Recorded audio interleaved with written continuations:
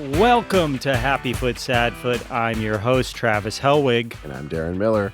Welcome to our preview of both this week's LAFC games. First, their CCL quarterfinal matchup against Vancouver Whitecaps FC in Vancouver, which is Wednesday, April 4th at 7 p.m. on... Oh, geez. Guys, I'm so sorry. The broadcast is on FS1. I'm sorry. Ooh, Apuku. Apuku. Then, on Saturday, April 8th at 4:30 p.m., they play Austin FC at BMO Stadium. It'll be on MLS Season Pass on Apple TV Plus for free and on Fox. You can't miss this one if you try, folks. Of course, we'll be live streaming 10 minutes after both games with our post-game call-in show at our YouTube channel at youtube.com/HappyFootSadFoot. Subscribe there now. You can get notified when we go live. For today's show, I interviewed Josh Lee of the Tigers Supporters Group, which I'm very excited about. We dig into TSG, 3252, and supporters groups in general, which I feel like as a career casual, a lot of us take for granted without really knowing how any of it works. Smoke bombs and flags and logos that we kind of just enjoy for free as other fans. Yeah, I like to complain about the 3252 sometimes, and if they weren't at the game, I would be embarrassed to bring other people to the game. So I take it all back when I've... Well, I can't remember a single time you've complained about 3252. I haven't done it on the air. One time I sat in the 3252, and I think it was one of the first seasons, and Tyler Miller made a save that was really good, but it was across the field, and so I wanted to see the save, and I looked at my phone for 30 seconds, and a man with a lock around his neck screamed at me, and so I didn't really sit in the 3252 anymore. So I look forward to hearing what Josh Lee has to say about that. Also, this isn't a normal episode. I'm, as you heard in the post-game live stream last week, not in California. I'm visiting my parents right now in Stratford, Connecticut. And so because of that, Darren and I didn't have a ton of time to record this. So instead of doing storylines like normal this week, I instead did something a little bit special and did the storylines for this week's game with my 70-year-old parents. But first, listener-mandated banter. Darren, I'm in what is, a replica of my childhood bedroom. What's the deal? Is that... So, as you know, Darren, up? and the listeners don't know, is my house burned down like 13 years ago or something like that, a little over a decade ago. So I'm on the property of the house I grew up in the room that would have been where my room is.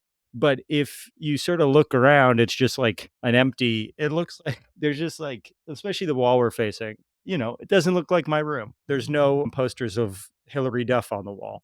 This is like when you go to a museum and they're like, this is the exact site of when this artist painted this particular painting. And we've built the entire museum around this exact spot so that you could see exactly what it was like, except every single thing has changed. So there's no real value to what I'm telling you. It's an ancient Travis's home burial ground, and I've built on top of it, and this is The house cursed. the house itself was buried here. It is cursed land. Yeah, so this replica house of my old house is cursed. There should be an animatronic Travis that's like, hey, it's me, Travis. Want to play soccer? This is where I masturbated.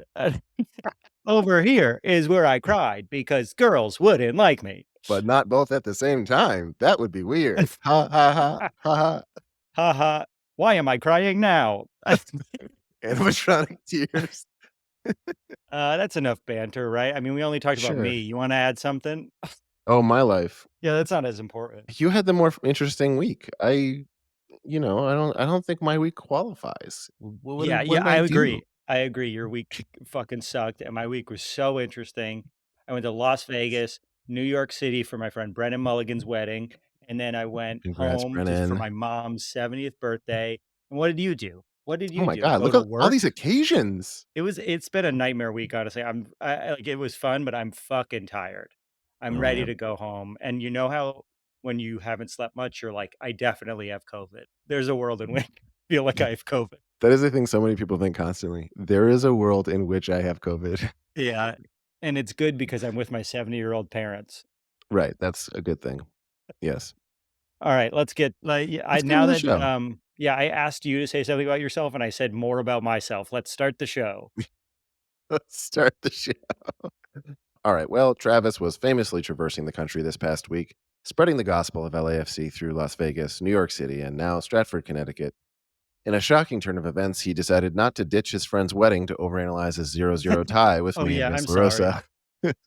and is now doubling down on these reasonable values and priorities with a visit to his parents in a segment we call Storylines.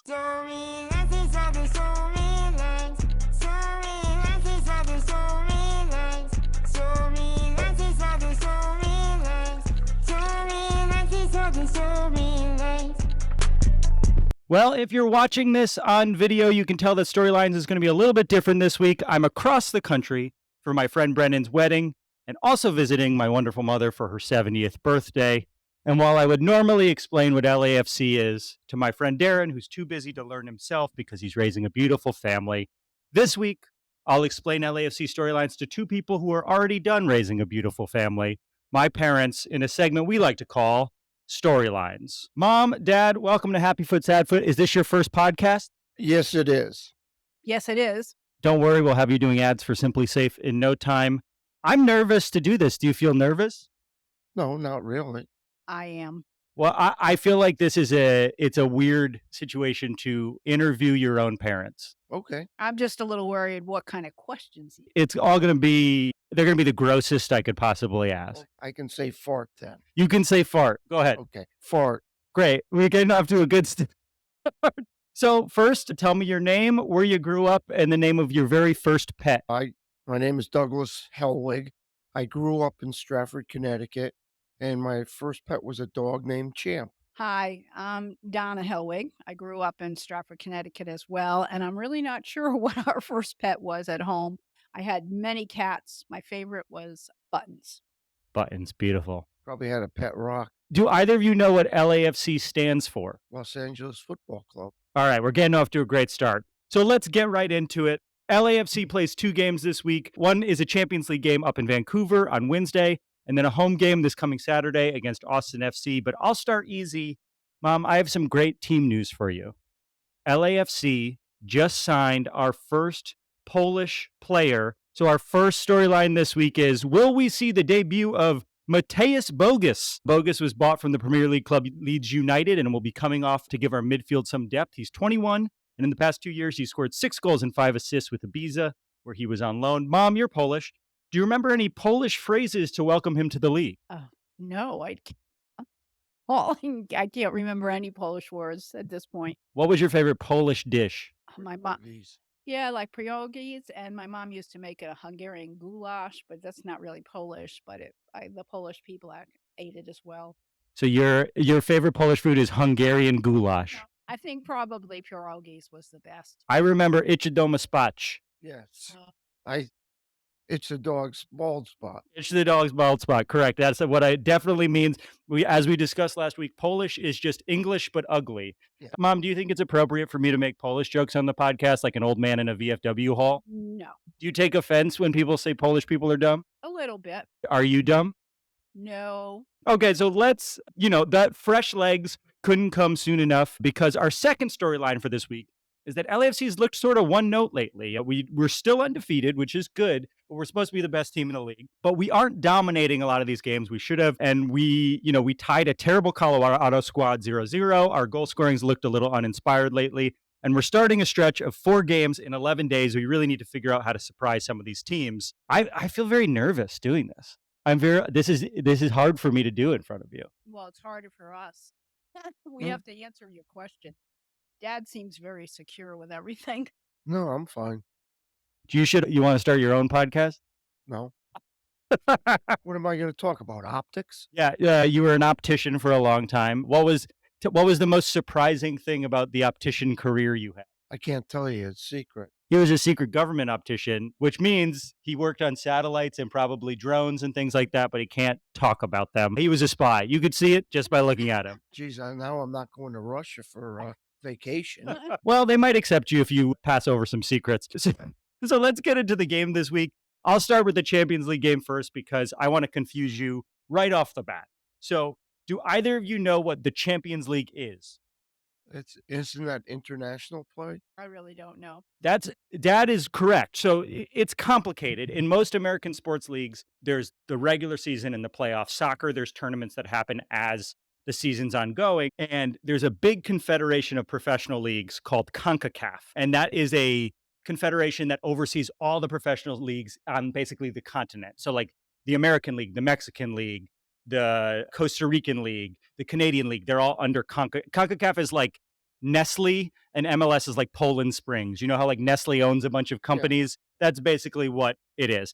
And the best teams each year, the next season go on and play in a tournament to see who is the best team on the whole continent. So LAFC won the championship last year. So we get to play the best teams from Mexico and the best teams from Costa Rica. And so that's ongoing as the regular season happens. It's called the Champions League because you want to be the champion of the continent. Does that make sense? None of the other teams get to do this, correct? So that's where it gets a little messy. There's 4 MLS teams, maybe 5 that get to do it of the 30. And it's like the best team in the West, the best team in the East, whoever had the best record, and the champion of the league gets to go. So we got to go because we won the whole league. I got it.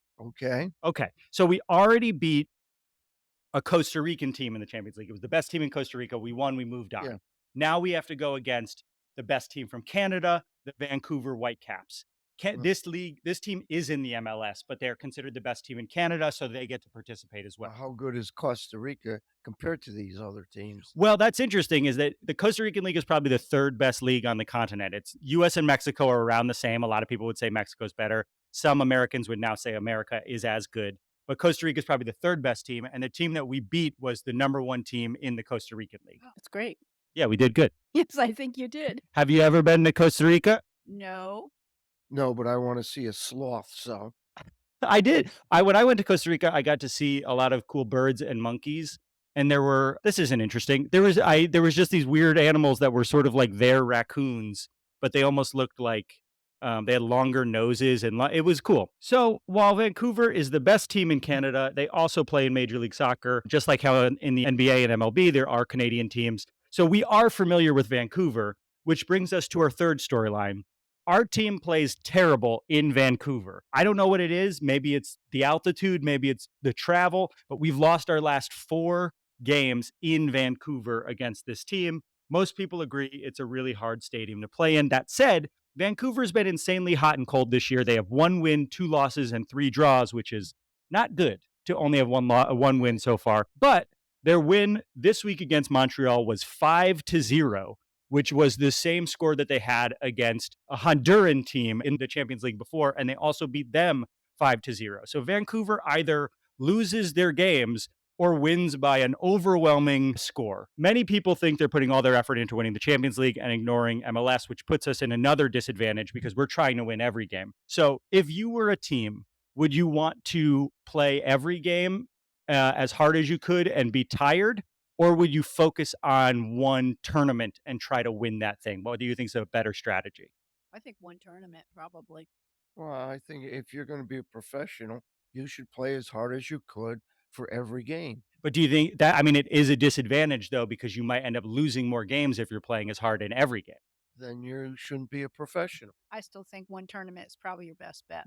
We got conflicting views. I sense a divorce coming. Okay, so I'm going to confuse you even further. So you know how in baseball or basketball in the playoffs, they have best of 7 series? Yeah. They don't do that in soccer because it's too exhausting of a game to run for 90 minutes, as you remember when I was a goalie and I stood there for 90 minutes, yet still was tired. No, a lot of goals went by you. No, I was very good.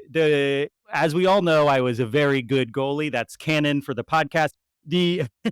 So instead of doing best of 7, what they don't want to just do one game because then whoever is the home team has a real advantage because playing at home is a big deal.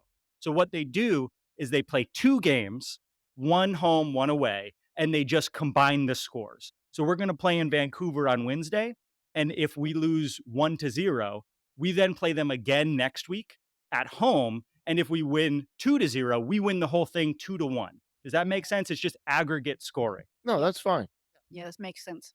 So that's always confused me, but all it is basically the first game we're playing this week essentially is the first half. You treat it as the first half or whatever, and it makes it so both teams get a home field advantage. That was just to say, if we lose, it's not the end of the world. One player to keep an eye on Vancouver is this kid Betcher, who's very young. He's only played 87 minutes for the team, but he's already scored 4 goals, which is the fastest any player has ever scored 4 goals in Major League Soccer history. That's pretty impressive. 4 goals in 87 minutes is wild. It is. It's not that easy. Did you ever play any sports growing up? No. Well, I love sports. Unfortunately, women weren't allowed to play sports when I was in high school. It was all just done after school, and the boys got all the glory. As it should be. So what did you play after school? I played basketball. I played softball. I did get to play some softball even on leagues within the town, but not really too much competitive because we were from Stratford and the Stratford Rebestis Briquettes were here at the time. And so I was always in the clubs. That's a professional softball team, right? Correct. And you didn't play any sports? No. And then you were like, I have no physical ability. I'm going to join the military. Well, I went running a lot.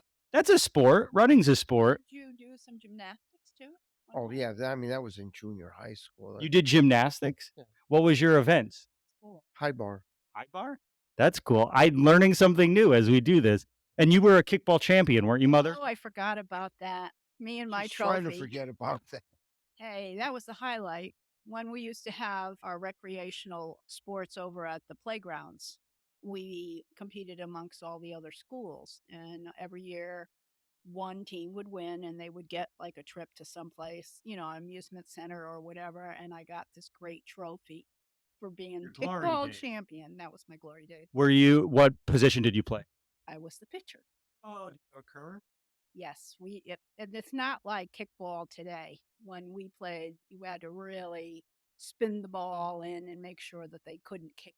So you're saying all the kids who play kickball today are soft and you were hard? No, they just use a different ball. They use the red ball, softball. We use almost like a volleyball, kind of a hard ball to pitch and all that. I think you would have been a good soccer player. Okay, so that's the first game. We're playing Vancouver on Wednesday. Then we have a second game this week, which is why we were talking about tired legs so much, on Saturday against Austin FC. Austin is going into their third year in the league, and last year they surprised everyone by making it all the way to the Western Conference Finals, where LAFC absolutely fucking destroyed them 3-0. And that leads us to the final storyline of this week. Will this be an Austin FC revenge game against us? Last year, they were led by Sebastian Driussi, who was the second highest goal scorer of the entire season, maybe the MVP runner-up. They were consistently one of the best teams all year, and they gave us the worst loss we had of the entire regular season. It was a real embarrassment. That said, they kind of fell apart at the end of the season, and this year they have not been playing up to their standards. The Austin Chronicle ran a story saying, Austin isn't just playing badly this year, they're also playing boring. They got kicked out of the Champions League by a Haitian team they should have beaten. The team from Haiti hadn't played a professional game, I think, in over 2 years, and they still beat. It was a true embarrassment. It was wild. They were playing under a tree. A dog came on the field. Like behind one of the goals, there was a tree. It was like not a stadium they played in. Like our old soccer fields here in Stratford. They weren't very good. Well, we had more asbestos, which made them worked as a fertilizer. Right, right. We had an asbestos plant that sponsored the same softball team that we were talking about, the Rebestis Briquettes. They made asbestos breaks, and we were so proud of those asbestos breaks. We had a world-class softball team. So Austin got kicked out of the Champions League by a Haitian squad. They've only won 2 of their first 5 regular season matches, and they recently blew a game against Colorado, who they should have beaten, but we also just tied Colorado, so I can't talk too much shit. But their backs are against the wall, and they hate us for kicking them out of the league last year. There's a very good chance they show up to our home field having thought about that game all year long, and with us, with tired legs from Vancouver, find a victory against us to try to turn their season around. Have either of you ever been to Vancouver or Austin? No. I have not, no. Have you been to Canada or Texas? Canada. We were at Niagara Falls for our honeymoon. Whoa, how was that? Really great. Nice. All right. You seal the deal? Thanks a lot. We had a terrible hotel. That's all I have to say. What was so bad about it? They were renovating at the time that we were there. So it was very noisy and loud in the morning and stuff. So And the vibrating bed wouldn't shut off. there's a lot of good memories. You literally got a vibrating bed for your honeymoon? We had to stick a quarter in it or something. They all had them. Just stick the quarter in. And So you stayed at a real horny hotel for your... It must have been. That's why we're still here. The rushing waters of Niagara Falls were... It was called the hotbed. Is that true? No. It's a good name for a horny hotel. All right, so, what's some advice you want to give out to the world now that you're both in your 70s? To all of our listeners out there, any good advice you want to give them? I'll start with Mom.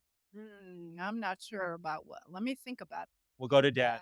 Well, you got to watch Man City, one of the best teams in the world. So that's who I watch. My dad, a big Man City fan, he's saying he's too good for this American trash. He has to go overseas to Europe. They still have a ways to go to be playing up with the Premier League. We fucking know. All right, enough of that here. How about some of the girls' teams? Why don't we talk about some of the great teams that the girls have had? The NWSL is very fun. We have a team in LA called Angel City. There's a team called Gotham FC in New York. We love the NWSL, and I'm excited to see more of their matches. Mom, Dad, how was your first podcast experience? Oh, it was wonderful. It was great because you're here with us. It's so wonderful to see both of you. I love both of you very much. Thank you for doing this, and thank you for listening. I hope the sound quality is okay. When we come back, Darren talks to Josh Lee of the Tigers supporting group about just how everything gets organized inside the 3252. And we're back. I'm now joined by Josh Lee of the Tigers supporters group and the FCFC podcast. Welcome to the show, Josh. What's up, Darren? Thank you for having me. I am a newer fan of this show, but I'm a fan. So come through with much love and blessings, hopefully. Thank you so much. We're here to talk about supporters groups. You were, I think, the first guest on our podcast of the 3252. Yeah. Well, I mean, Benny Trejo, Christian Torres, if you're listening, suck it because I got in here first in your face. I'm doing good. No, it's cool. I love seeing the kind of the LAFC, the LAFC authorities come through here and talk to you guys. I saw you're a good friend of Vince LaRosa, who's also a good friend of ours.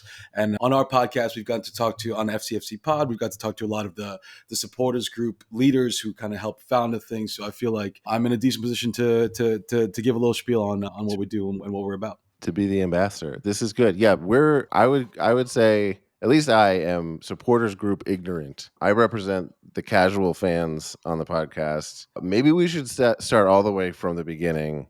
Mm-hmm. Like, what is a supporters group in the first place? How does it all work? What is this? You know what? I'm gonna start off because I once was all supporters ignorant, as you are now. So I want to say I was once there. I was not born out the womb, kicking and screaming with a scarf tied around my neck. So awesome. That would have been sick. That's the hardest ultra baby story in the world.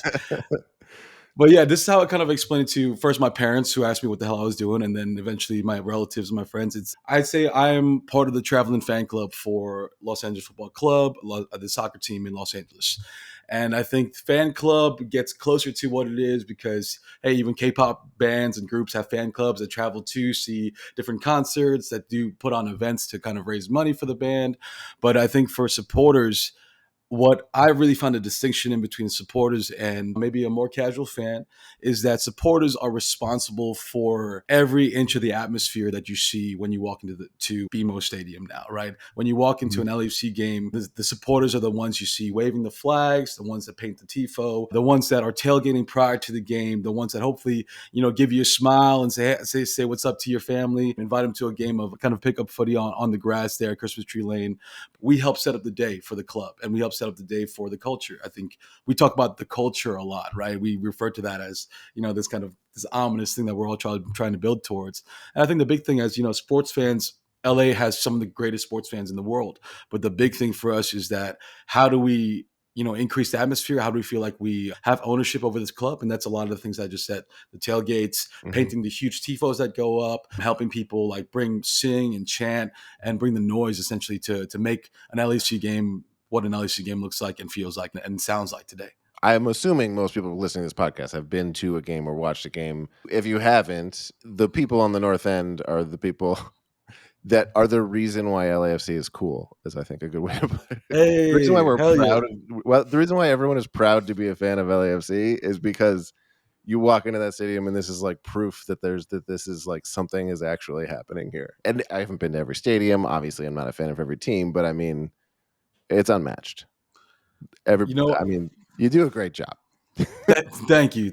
And I'll take that. And I think, before we really get into the weeds of it, I think the big thing for me is that I tell this story all the time. I think it was in our playoff run during 2019, right? And the thing that got me closest to tears of that early on was that I think that we beat the Galaxy, or we were we scored our fourth goal against the Galaxy, and then we started chanting LAFC, LAFC, and then though it was a simple enough chant. and it was just the right amount of the right vibe was in the air, and winning was in the air.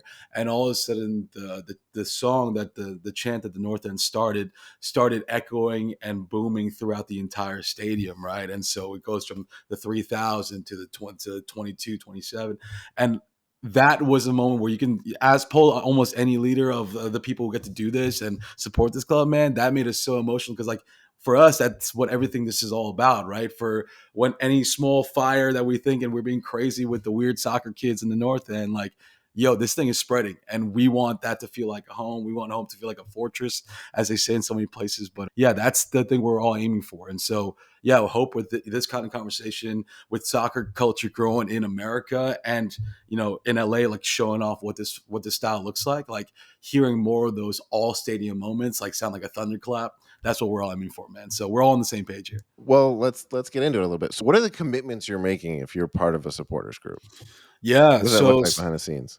Yo, that's a great question. We say, you know what, we're so serious about things until we're not, and then sometimes we get up in our own heads about how serious we are until we're not. But yeah, we're on Slack like almost every other organization and every other small business.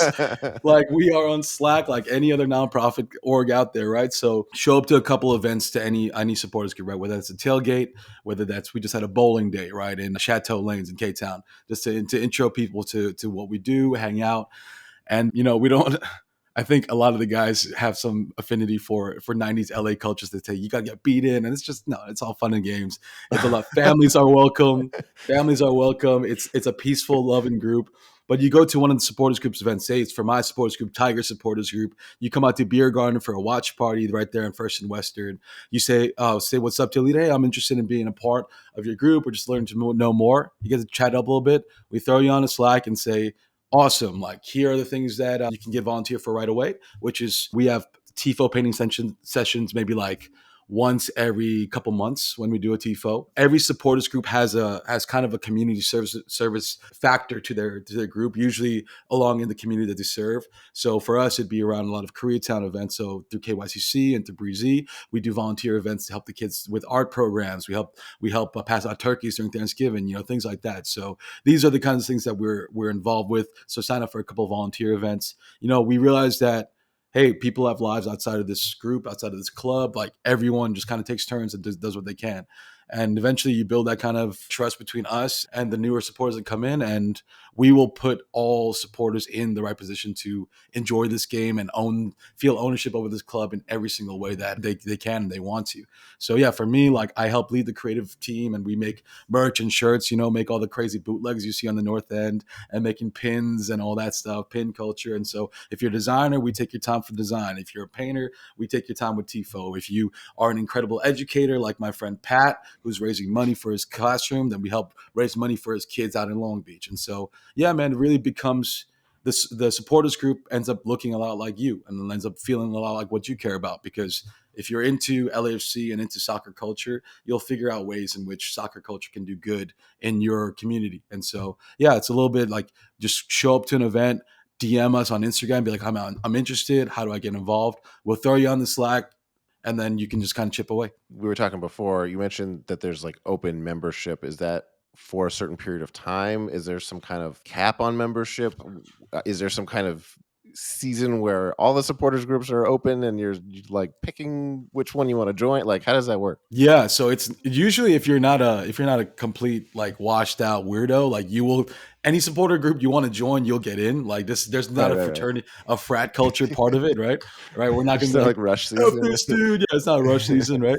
I think for our numbers and for the 3252's nonprofit status, we do encourage membership earlier on in the season, because I think there's like a $20 membership, right, for the 3252 that you sign up for. And on that membership, you register with what supporters group you're a part of as a part of the official 9 or 10 that we're a part of. So you receive your member scarf, your bucket hat, and then we as a supporters group kind of see who's a part of which group, what the numbers of each group look like. Because the 3252 is the umbrella organization that all the 9-10 official supporters groups, that includes like Black Army, D9U, Lucky's, Cuervos, Expos, LAO, and the crew.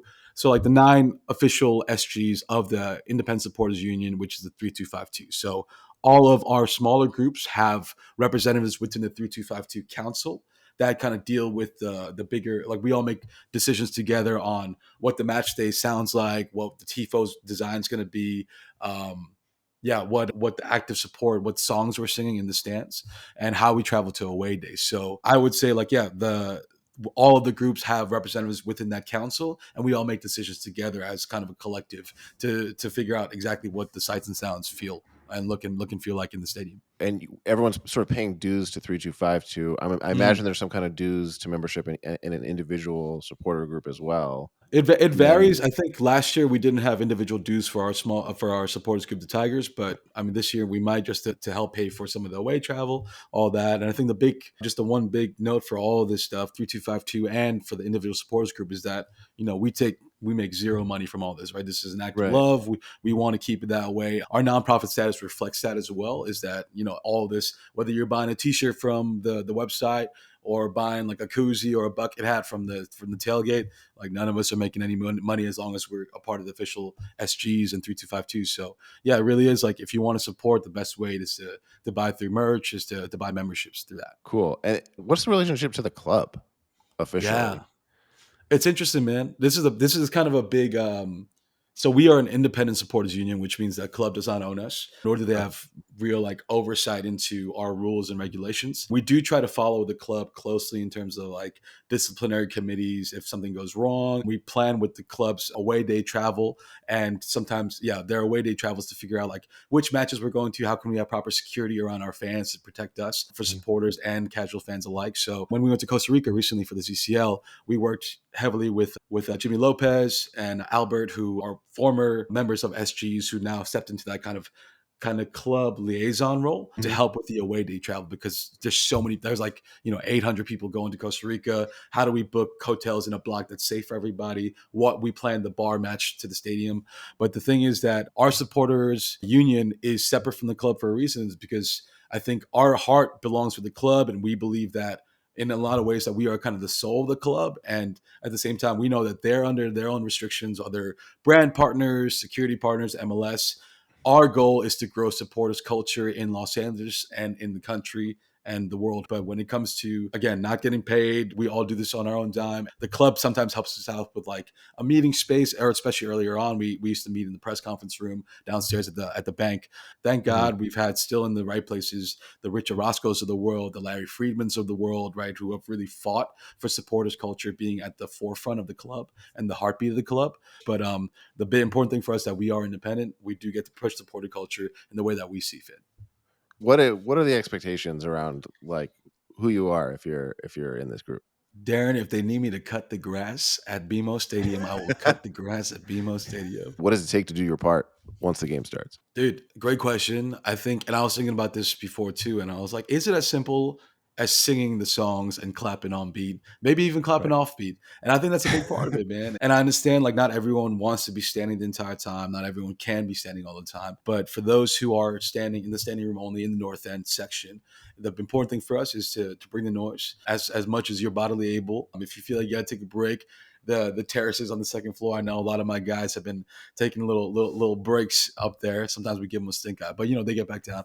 But the important thing for us, man, is just like when you're there, like, hey, like we all love this thing because it feels so different from the other fan cultures that we know in the States, right? Like, shout out Dodger games and basketball games. Like these are great times to catch up with friends and to talk with friends. I think the important thing for us is like we really push like this idea of active support, which means learning the songs, jumping around when you can, doing the kind of Argentinian salute and urging the team on. We want to show the club, we want to show the team on the field that we are with them whenever and 100%. Like we used to say this thing where it's we get louder when they score on us. And I think we will look for any edge we can on the opposing team.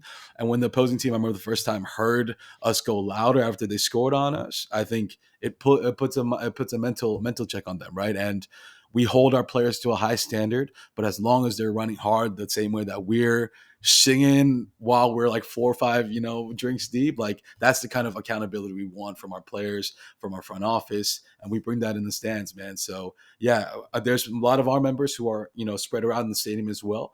So they sing as best they can from their seats and kind of join along, kind of trying to get the stadium into an uproar together. But yeah, the big thing for us is if you're in the North End with us, sing with us, stand with us. We love to hug you during a goal. We love to give you a beer if you're nearby. So yeah, that's the big thing, man. If we'd love to see you before the game too. If you want to come tailgate with us, regardless if you're in the North End or not, come to the tailgate, grab a plate, bring a couple beers you can share with a friend, and then yeah, just enjoy that together, man. But when you're in the stands, let's really sing and celebrate together. Yeah, people. I think you can get caught up in like it's building the community, it's building the atmosphere in the game. It makes the games more fun for all the fans, whether you're watching on TV or you're there. But you forget that like it genuinely makes a difference in the game. It changes what happens in the game. The players get hyped, balls go different ways, other teams get spooked. I mean, it's legitimate, people don't want to come and play here, and that's why. It's what a feeling, man. I think you dream about having a home stadium like that, your entire Yeah. fandom, and to have one and to have built one feels such like a cool way, man. We have more say over the pitch than any other team I've rooted for. I don't know. I've shouted at the TV a billion times in my life. Never felt like I can like wear my lucky socks and all that. But here at LAFC at BMO Stadium, you have a chance of affecting the game. I love the MLS Cup final, man. It's a really great like, kind of dichotomy breakdown of what's important for fan culture. I love that the bail header was in the South End. Like I think that's great. You have Cheeky Palacios going down the sideline, getting across, incredible header to tie the game, broke my soul nearly. And then for the penalty kicks to go against the North End, I was like, we got this. Don't worry, this is exactly how we wrote it up. Like we know J Mac Daddy's gonna be great. He got us down, and then the Philly players were shook the entire way. So we get to shout out the opposing goalies, opposing fans. We will do our job. Don't make no mistake about that. Do different supporter groups in the 3252 have like different personalities? There's a sort of like a walking into the cafeteria and not nowhere to sit vibe. Totally. Where it's like, what do I do here? I've been that dude, man. So I'm like, I really want to say, hey, it's not like the Mean Girls scene where it feels like it's a jungle out there. I know it can feel like that, but you're right. Every supporters group has kind of a unique personality, and sometimes that personality can like ebb and flow depending on what the membership looks like. Yeah, let me break it down for you. I think this is a fun little history lesson. The two SGs that came from prior to the club and had some ties with Chivas USA back in the day was District 9 Ultras and Black Army. They are our two oldest groups that are part of the 3252 now. And so you have, at least for the older membership there, like some OG MLS heads, they were doing the traveling thing back then, and they were doing with like the old MLS soccer logo. Like they know all about that history, really, really huge fans of kind of old school American soccer style. Then you have some interesting groups here that are born with the club themselves, right? That includes us, Tiger Supporters Group, which in the beginning represented K-Town and K-Town exclusively. We've kind of branched out from there. The Expo Originals, and the Cuervos. So we have the Cuervos who are kind of like based in the valley a little bit, but they're kind of everywhere. District 9 Ultras they really come from this Barra Brava style of supporters, which is very Liga MX and Mexican fan focused. So that's where a lot of our drumming comes from, right? Is that from them kind of Mexican supporters, right? Mm-hmm. And from the Expos, you have one of the founders, Fern, is an Argentinian American guy, really loves kind of Argentine soccer. He brought in a lot of the kind of Argentinian drum patterns and also the kind of cheering effort as well. From Luckies, they are kind of known as, they say they're born in the pub, so pub culture, English pub culture, terrace culture, right? A lot of the Green Street hooligan fans out there, who fought it. We don't condone violence, but the Luckies are great. The Tigers for us, like we represent kind of, like I'd say more of like an Asian American kind of point of view, but also all-inclusive K-Town, which I think is Mexican, Salvadorian, is Bengali. And then you have all these kind of newer fans towards the game that represent like the center of Los Angeles. So yeah, it really reflects kind of not only the group's leadership, but it's new and current members. And honestly, dude, with all the style stuff involved, sometimes it just stays like I have a closer friend in Black Army than I do in Cuervos, and I joined the Black Army because of that. Yeah. And then you find a family of people who are like, straight edge punk rock kids who are from over there, right? So there's kind of like a lot of melding in all categories. But yeah, I'd say the big thing is like none of us are insecure enough for you to like not check out other groups. Check out all the different groups you want. buy as many scarves as you want, because we all need people to buy scarves. And if you wanna look fly match day, come to the Tigers, man. We will take care of you. If aesthetic is your thing, we will take all the TikTok influencers. I don't care. We will mold you into the wildest ultra baddies that you've seen in your life. But no, the big thing, man, is like you want to be a part of soccer making LA better. Join any of these groups, you'll be in good money. And take the time to do it, man. I know this is a lot of time commitment. It is. But if you want the most out of your fandom, the most out of your supporterness, finding a supporters group that means something to you, man, it's improved my life exponentially. It's given my life kind of a new meaning and purpose, and we have no qualms about saying that. So take your time, get to know everybody, and buy our merch and buy our food. Get to know us like that. Okay, I've got a weirdly specific question for you. Travis and I both happen to be fans of player-specific chants, and I feel like 3252 is a little light on that. Is there any reason why? This is a gripe, I guess. Yeah, you're okay. I realize in my position, this is where the gripe should go. I feel a little attacked right now because I too love the player chants. You're right. I think a good player chant hits so different.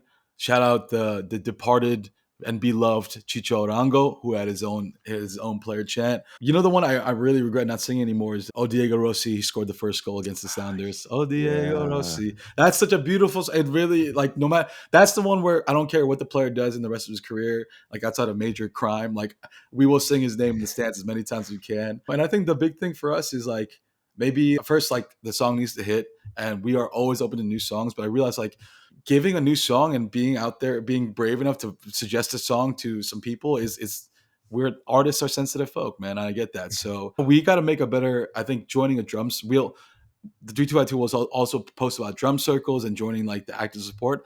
Those guys are such music nerds. They're thinking about this stuff all the time. And the fact that we haven't sang another player chant is because maybe we just haven't thought of a good one. Thought of a one good enough. So if there is one that's just slapping, like everyone knows a slap when they hear a slap.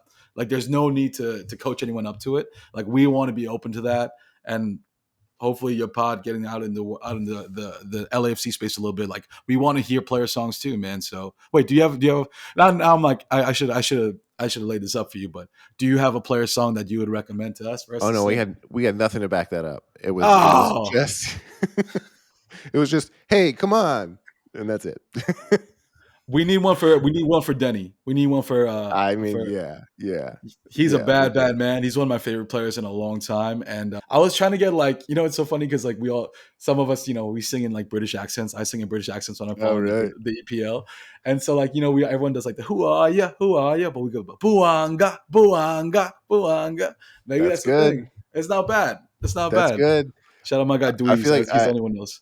I feel like the traveling across the planet to get to a game, I feel like should be cemented as part of his legacy, maybe through a song. Hey, if we need to make a collab T-shirt with you guys to celebrate that plane moment, like I will do that. Maybe to make sure the special edition.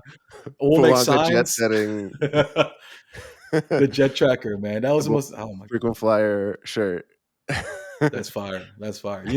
Shout out #aesthetics. Denny, we'll take care of you. You're a legend here for life. We're gonna have some people we sing about for a while, right? We got the two goalies. We got Maxime, and we got J Mac. I mean, we have Giorgio Chiellini on the team. Jesus Christ, like he's what's that about? And then we have like all of our midfield. We have Ilie, man, the classiest man in MLS. So maybe that's the problem. We need new songs. Maybe that's the problem. Is as soon as there's so many guys that it's like, well, if that guy's worthy of a chant, then here's 10 others. I do know for a fact the players know when they get their songs sung for them, and I know they understand when they're not getting sung for. So this is I'm sure it's like a rite of passage as a player. That's a huge like level up moment, I think, in your career. I'm sure. You're right, and we want to give our players great things when they do great things. So that's something we'll work on. I'm shouting at the again. We brought nothing to the table in this conversation. What we really want to make a happy foot flag. I don't know if you can help us make that happen, but that's one thing that we've been talking about figuring out. Maybe the most impressive thing that happens in the North End is someone waving a flag of that size for an entire game. Yeah. That looks exhausting. It is exhausting. So if you see like a muscly arm brawly person, like just buy him a beer or something. There's kind of a technique to it. You get it after a while. It's not a back and forth motion for the 10 by 10 flags. It's more of a swivel like this. You're swiveling it, and you're using your momentum and the inertia of it all to keep that thing going. Because I've tried to do this, That's for tough. more than 20 minutes, and it's stupid. So, but my thing to you guys, paint a damn flag. We love flags. I think honest. I mean, it's one of the reasons why people, I'm sure, stop at your podcast in the first place, is that it's an iconically weird LA thing that you're portraying. And so, hey, we're footy fans, man. We're the people Yeah, with man. perpetual fetishes around feet. So yeah, we need that in the North End or wherever you guys are sitting. I want to see more flags throughout. I think that's been great. We've seen all the national team flags since, to represent our players more like across the entire stadium. That's something that the stadium ops are really cool with. So bring that I'll let you flag. do that. Yeah. Right. Hang it wherever. Yeah, and then that's what we were talking about in the beginning, right? Was like making this thing feel like it's wildfire throughout the stadium, right? It's Yeah. not just coming from the North End. Fandom and love and support can come from every corner of that stadium. So Smoke bring bomb. it. I want to see it. I want to see it up there on the other side, man. That'd be fun. Okay, cool. Well, before I let you go, is there anything else? Anything we missed here? What have you not gotten a chance to get out there? Cool. So I think for away days, man, the away day, our thing we say a lot is away days are the best days. It's been my favorite way to see a new part of the world, a new part of the country. Like to go out to when we went to play Leon, a lot of us stayed in Guanajuato and I was there for like 4 or 5 days, and it was one of the most beautiful experiences of my life, man. We got to do so much touristy things and throughout the city, seeing the black caps kind of rolling around and feeling like a sense of pride and power of being somewhere for an opposing team, but also like experiencing the city authentically. Like if you're about traveling, if you're about seeing this club, if you're about singing songs, like know that none of us have been doing this our whole lives. Like especially for a group like mine, there's no like hiding the fact. Like we were new to this at one point, and we want to tell everyone listening who's LAFC fan from this year, from the championship run to all the way 10 years from now, that it's like, yo, we were all new at one point. Use this time to just get to know and support this group that you love.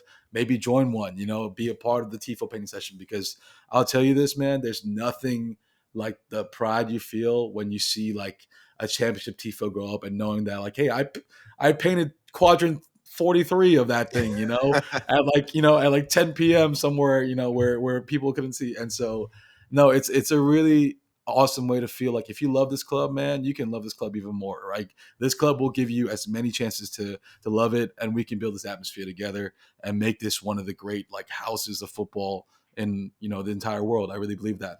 LA is such a special city in that way. Yeah, just take the time to get to know people. We will try our best to give you a free plate, to give you a beer. If someone's like a jerk to you, first off, know that it's probably just someone having a bad day. We love building this culture together. Join us for an away day. See us there. DM us on Instagram. DM LAFC_TSG on Instagram.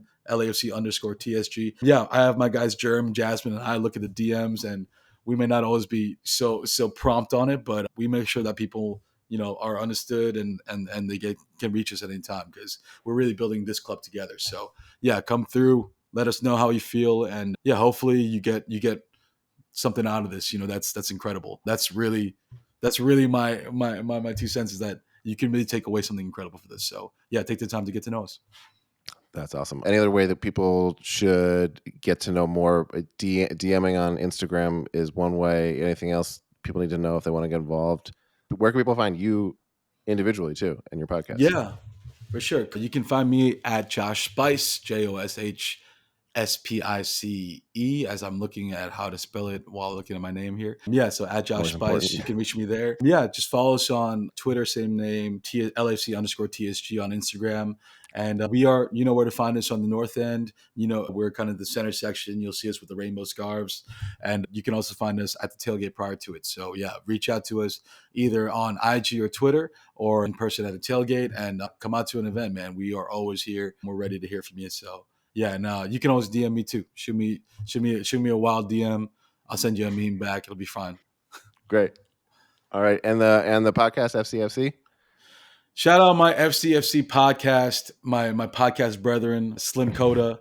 and Dweezy, Dweez just moved to Japan, which is why we can't do this in-person stuff anymore. But Oh man. yeah, we would love to have you in the backyard at Expo Park. That was kind of our jam. But yeah, you can listen to all the back catalog of our episodes at FCFC Pod.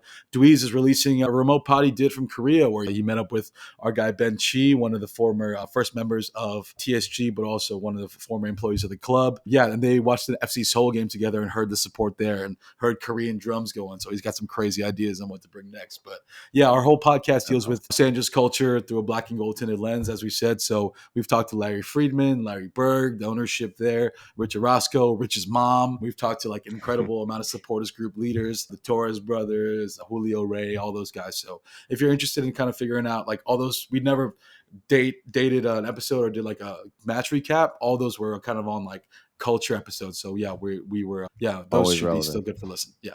Yeah. I mean, we barely scratched the surface, it feels like here. There's so much more to get into and to talk about.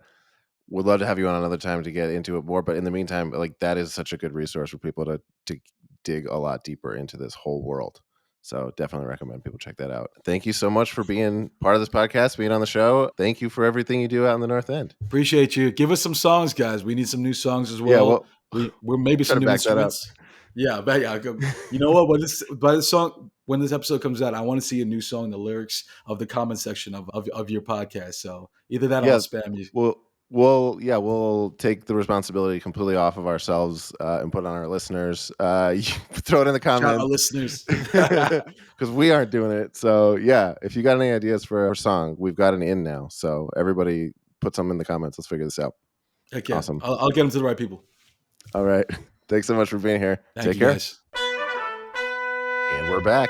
Now it's time for a segment called Bet It and Forget It. Bet it and forget it. Sounded like Bend It and Forget It that time. It's haunting Bend us. it. It's saying something slightly different. Every week, Travis and I are going to end the show with a bet for this week's game. We make an outlandish prediction for that week, something that will almost definitely not happen, but could. And each week we both put up $5 when neither of them hit, unless they do. The money rolls over to the next week, and eventually, by the time someone's weird prediction comes true, they'll win a good chunk of change. We are now at $80, I believe. Total. I feel like yes. we've been lying to the people because I realize that it's not. One of us is $40 keeping return? $40. The other one is getting $40. Got it. Yeah. Well, it's an $80 pot. The pot Yes. is at $80. But it's not like we someone stand to can win gain $40. $80. No, but I think that when you do like an official bet, then that is what they say the payout is. It's $80 because you pay the $40 to make the bet. Yeah, And then I you think get the the casinos $80 are back. wrong. The casinos are dumb then, if you ask Listen, me. I think casinos are wrong on a lot of levels. I don't think it's a good moral choice to be at a casino or making a bet. Okay. I won $300 playing craps. Oh, in Vegas. awesome. Yeah, it was cool. I was so Hell fucked up. And then I was in a suit and I was so fucked up, and these bros were so excited. I kept making the money. I high-fived so many idiots. What was your bet Love last it. week, Darren? I love it. I should have bet that you were going to have a great time in Vegas. I'm going to Vegas soon. We'll talk about that another time. Okay. I bet last week, that both Acostas would score in the game. Not only did both Acostas not score, neither Acosta scored and nobody scored. Honestly, I'm very happy I missed that game. Everything I read about it. What a game I missed. I watched the highlights and I was like, that? There was like What Chiellini highlights? flipped a ball over someone's head and they showed the entire play as if it was just like there was nothing to showcase. I So don't I'm even happy remember I that missed it. play. I don't even remember that happening. My bet was that Nikola Jokic would be at the game and someone would acknowledge him. That's right. But neither thing occurred. But this week I'm very confident in my bet, Darren. And As usual. Here's what it is. This is definitely going to happen. In one of the two games this week, John McCarthy is going to save a PK. It's not going to go over the bar. It's not going to hit the bar. He's going to actively choose the right side and save it. He's going to catch the ball. However, if in either of the games that happens and then there's another PK where someone scores, the bet goes away. There has to be a single PK that is saved by John McCarthy. If he saves two, the bet still happens. But if a goal is scored, like it washes it away. It's like in 21 when someone taps your ball in. So this is really two bets in one. This is a saving a PK on goal, and Yeah, they don't miss. They don't miss. He saves it. and basically taking the over of 1 on successful PK saves. Correct. So and then after that, if anyone scores any other PK, the bet doesn't PK. cash, and it's And- for both games. So let's say there's one PK and they immediately score it, the bet doesn't work. Even if he saves one in the next game, there has to be only one save. Does that make sense? Oh wait, okay, this is good. Mine's very simple. Don't worry. This is fun. So if he makes a save as like on a shot, a PK on goal, and he saves it. If this happens in the CCL game and they don't score another PK, but then in the next game they do score a PK, it's still negated. Yes. So, saving a PK is crazy, but it's not that crazy. In this situation, he Yep. saves the PK, but also no other PKs are scored Yes. by We've the other explained team. it so many on us. different ways now, and I'm gonna go on record and say all of it was necessary. I will say that there's a good chance that someone on Twitter points out some flaw in this that I haven't considered. And That's why we kept repeating it. We were like trying to find a flaw, and I don't think we Yeah. did, but it would be crazy for someone to be like, you guys totally missed this. Cool. That's an awesome bet. I'm so excited. Mine is maybe needs to be upped to. It's a very simple. I just want them to have a +5 goal differential across both games. oh, that's cool. Exactly. Or can they be No, above? at least. Okay. So 5 and over. Yeah, if their goal differential across both games is if they've outscored the opponents of the week by 5 or more. I just want to say right now, my parents are watching the Yukon Huskies in the finals because we're in Connecticut, and Yes. they're talking to each other very loudly. So there's a real chance that whatever they're talking about is going to be on this. I heard just sound, no words that time, and haven't heard anything since till then. Okay, So well, I I just think we're want good. I want some listener to isolate the audio and figure out That would be cool. what they're saying to each other. A little Darren, that's risky in case they're talking about something off topic. yeah. It's like our son has the tiniest dick. He wants 30 years don't know, later, let's talk about 30 years. this. Yeah, let's finally talk about it. It was small. I wonder, should we ask him if it got bigger? Should we program this line of conversation into the animatronic version of him up in his old room? Yeah, I like your bet a lot. +5 Thank is you. a lot. So, and it requires us to do that to two good teams, and we haven't really been scoring goals that efficiently. So that'll be interesting. Well, I chose it because I have no idea what to expect because I didn't get the storylines this week. So I really don't know what I'm thinking here. Well, that's our show, my man. That's our show. And before we go, another reminder, we'll be live streaming a post-game show 10 minutes after both games on our YouTube channel at youtube.com/@happyfootsadfoot. There's a link in the show notes. Go ahead and subscribe. Why not? Subscribe else to the you YouTube doing? channel, subscribe to the podcast. Come on. It'll be fun. Talk to us in the chat on the live stream. Join the live studio, and you can join us and talk about your happy foot, your sad foot, be on the show. We don't care. We'll let anyone in. Sorry, they're like yelling. I think their social security numbers. Did they hear you? No, hold on.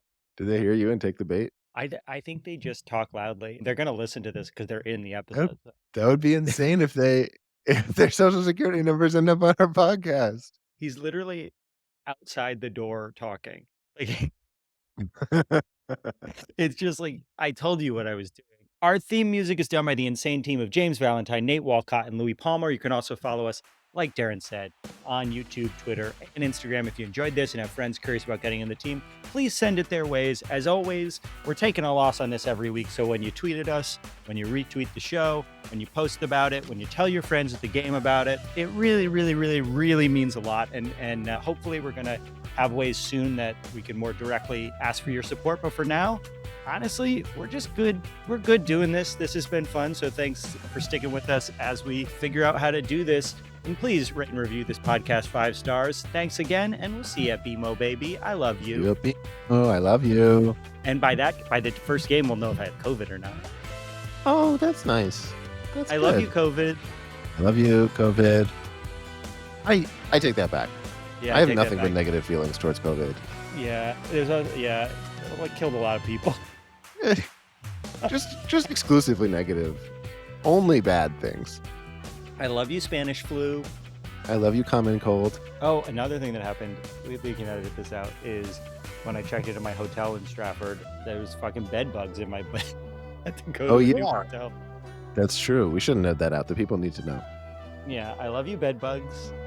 I love it. I love each individual bed bug.